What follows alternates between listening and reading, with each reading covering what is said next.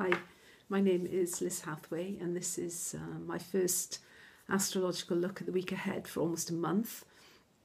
As you know, or might have seen, I've been travelling in India, and I come back here and it's like the Antarctic here. It's freezing cold after being in lovely warm India. But I won't be feeling cold today because we have Moon in Cancer, we have lots of planets in Pisces, so there's this really nice warm energy around, even though it's cold here outside.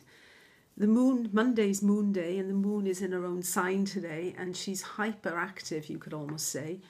In the course of one day, the moon is going to trine Neptune, she's going to trine Mercury, she's going to trine Venus, very well placed at the moment in the sign of her exaltation, Pisces.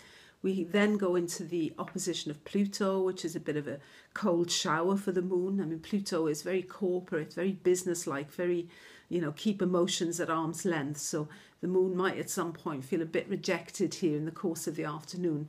Then there's a lovely trine to Jupiter, which sort of gets the flow back a bit. And then the end of the day here in the Netherlands, at 10 or so in the evening, 10:51 this evening, we get the moon square Uranus.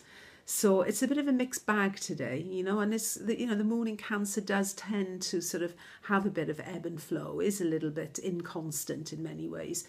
But she has a bit of a ride today, with that wonderful trine to Venus being the absolutely gorgeous, and that's at 12:15 this afternoon. But a lot of activity for the moon. Last aspect the moon will make before she changes sign will be tomorrow. She trines Chiron. So it's good to sort of have yourself as counsellor in a way. Trust your own vision, and if you get, run into Pluto and Uranus along the way, just hold up a mirror, and give it back. But try and stay sort of in your own thoughts and feelings and let yourself guide you in a way. Tuesday, moon goes into Leo. Wednesday, the moon's on the North Node, and the moon is also trine Mars. Moon in Leo, conjunct the North Node, could indicate that we are in, to look at the house that the node is falling in, that we are changing direction, that we are ready to change direction. The moon is trining Mars. Mars is in Sag at the moment. It's also searching for something. It's an active, it's a mutable sign. So it's not a sort of standstill sort of Mars. It's searching for meaning. It's searching for context. It's searching for the big picture. It's very active energy here on Wednesday. So I think midweek, Tuesday and Wednesday, is when we can get the most work done, if you like, because there's a lot of planets still in Pisces, and Pisces is a little bit, can be a little bit relaxed, can let go of things a bit.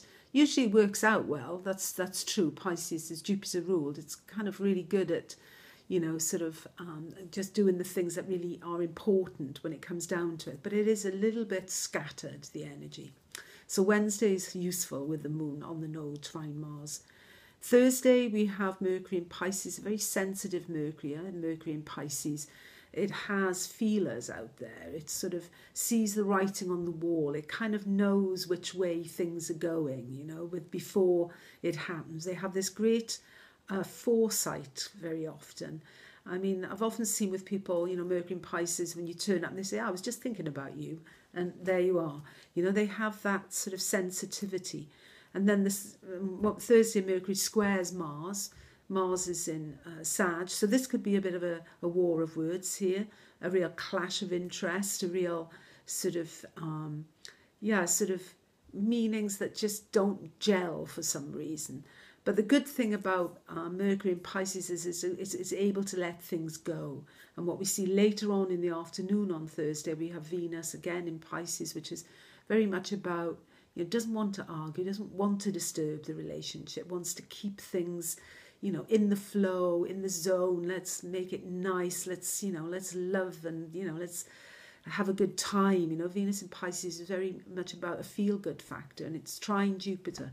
So Thursday, you get the feeling that throughout the course of the day that the dust will settle and, things move ahead. Friday is the full moon in Virgo. It's a great full moon, with all these planets in Pisces. This is just the moon saying, hey, look, you've got to get a bit of order on around here. You need to get things a bit sorted out. It's a sign of cleansing and purification and attention to the body and, you know.